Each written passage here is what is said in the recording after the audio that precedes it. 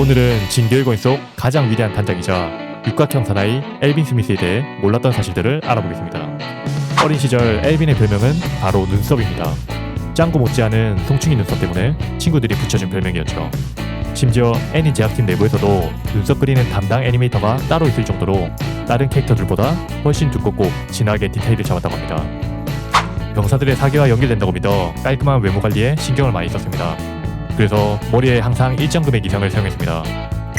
바버샵을 가는 것 같죠? 한쪽 팔을 잃은 후에도 눈썹 관리와 면도를 꼬박꼬박 했습니다. 작가 인터뷰에 따르면 엘빈의 나이는 30대라고 합니다. 리바이보다 형이고 한지보다 오빠라고 합니다. 참고로 엘빈과 리바이는 3-4살 정도의 나이 차이로 이 정도면 궁합도 안 보는 나이 차이죠. 엘빈의 키는 188cm, 체중은 92kg로 조사병단 내에서도 손꼽히는 거구였고, 리바이와는 무려 30cm 차이로 설레는 키 차이를 자주 보여줬습니다. 단장실 의자도 일반 사이즈는 불편해서 키에 맞춰서 주문 제작했다고 합니다. 프록이 엘빈을 업고 오느라 너무 고생을 해서 꼭 살리고 싶었던 게 아닌가 싶네요. 엘빈이 말을 타는 자세는 교본에 실릴 만큼 정확했습니다. 그래서 애니에서 보여준 기병 돌격 장면이 그렇게 멋있었던 거였죠.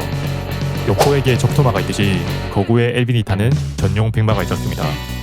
비공식 자료에 따르면 말의 이름은 스타머, 늘 같은 말을 타며 함께했다고 합니다. 엘빈이 리바이에게도 말할 수 없었던 비밀을 스타머에게는 모두 털어놓지 않았을까요? 스타머야, 앞으로 엘빈이 형 말 잘 듣고 오래오래 행복하게 살아야 한다 라는 밈이 있었습니다. 단순히 머리만 좋은 지휘관이 아니라 전투력까지 흠잡을 데 없는 원치킨 캐릭터였습니다.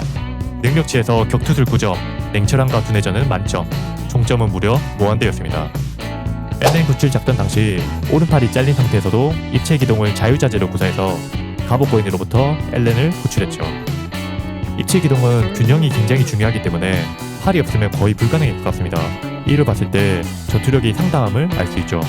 또한 팔의 절단면이 깨끗하고 허리를 벨트로 묶어 응급처치한 흔적을 보면 스스로 팔을 절단한 이후 관우마냥 고통을 참고 있었을 수도 있죠. 작중 타 캐릭터 대비 압도적인 지휘 능력을 보여줍니다.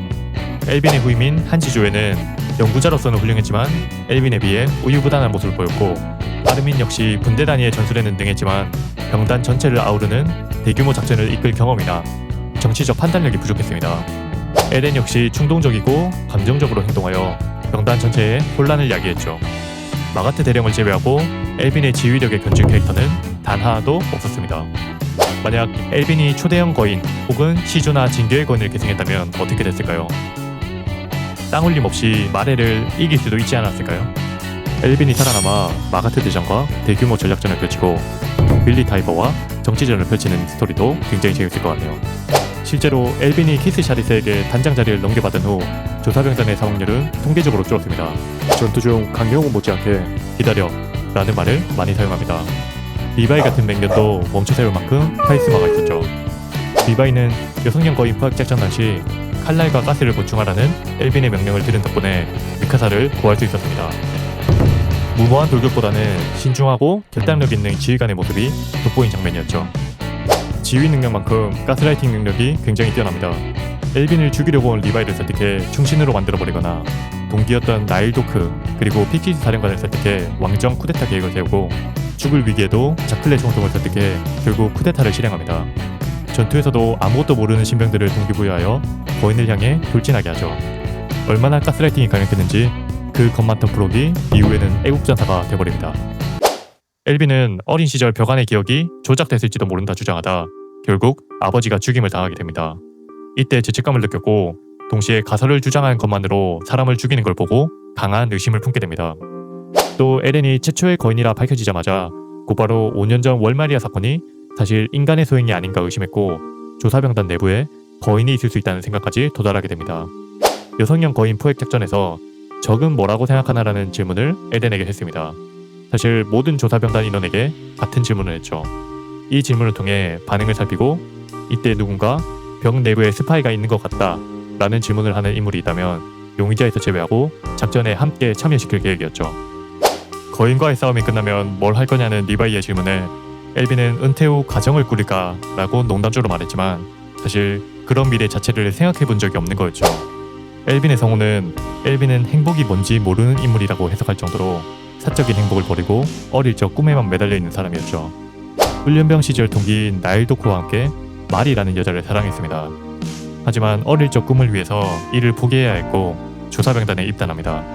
반대로 나일은 마리를 위해 조사병단의 꿈을 포기하고 헌병단에 들어가죠. 엘빈은 아이들을 참 좋아했습니다. 만약 엘빈의 어릴 적 호기심으로 아버지가 죽지 않았다면 사랑하는 여자와 만나 아이들을 가르치며 행복하게 살았을지도 모르죠.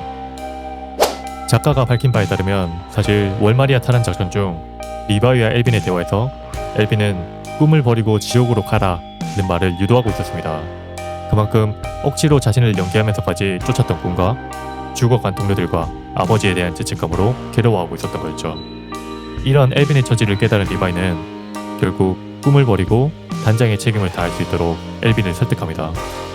그의 말에 엘빈은 웃어 보이죠. 작가는 엘빈과 아르민을 과거와 미래로 대비시키며 교차시켰습니다. 결국 엘빈은 자신의 꿈을 실현시키지 못하고 죽었고 아르민은 자신이 앞으로 직면한 현실을 마주보며 살아가게 되었습니다. 아르민에게 있어 꿈은 절망적인 현실을 버티게 해주는 빛이자 미래였고 반면 엘빈에게 있어 꿈은 세계의 진실에 대한 갈망과 동시에 아버지에 대한 과거의 속죄였습니다. 우리 모두는 항상 무언가의 노예였다는 유언처럼 엘빈이 그 족쇄 같은 꿈에서 풀려나는 유일한 방법은 죽음뿐이었습니다. 리바이가 엘빈의 소생을 포기하고 그를 놓아줌으로써 엘빈은 노예적 상황에서 해방되었던 것이었죠. 사실 엘빈은 처음부터 죽음을 전제로 만들어진 캐릭터였습니다. 그래서 엘빈의 생일은 10월 14일로 탄생하는 흰 국화입니다. 꽃말은 진실과 죽음, 애도입니다. 웃을 때는 눈보다 입꼬리가 먼저 올라가는 특징이 있습니다. 돌을 맞고 쓰러지는 장면에서 작가는 원화에서 일부러 입이 웃는 표정을 넣었습니다. 즉, 죽음으로써 꿈과 죄책감으로부터 자유로워진 기쁨을 표현한 것이었죠. 그의 시신은 백골화된 뒤 리바이가 직접 수습해 묻었습니다. 죽은 뒤에도 엘빈은 조사병단의 단장으로 남았습니다. 좌표 공간에서 유령처럼 등장해 한지를 맞이하며 다정한 목소리를 들려주죠. 이 장면은 작가가 팬들을 위해 반드시 필요하다고 주장하여 특별히 넣은 서비스 컷이었습니다. 평소에 굳건한 톤이 아니라 부드럽고 다정한 목소리였는데 이는 그가 마침내 진실을 알고 동료들과 제어하면서 쌓인 응어리를 풀었기 때문이라고 해석됩니다. 엘빈 스미스는 단순히 지휘관이 아니라 인간적인 약점과 신념 그리고 수많은 비밀을 가진 인물이었습니다. 여러분은 오늘 소개한 사실 중 어떤 게 가장 놀라웠나요? 댓글로 여러분의 의견을 남겨주세요. 저는 다음 영상에서 또 다른 캐릭터의 숨겨진 이야기를 들고 찾아오겠습니다. 재밌게 보셨으면 구독과 좋아요, 알림 설정까지 부탁드리는 거 아니고 夢を諦めて死んでくれ。新兵たちを地獄に導け。獣の巨人は、俺が仕留める。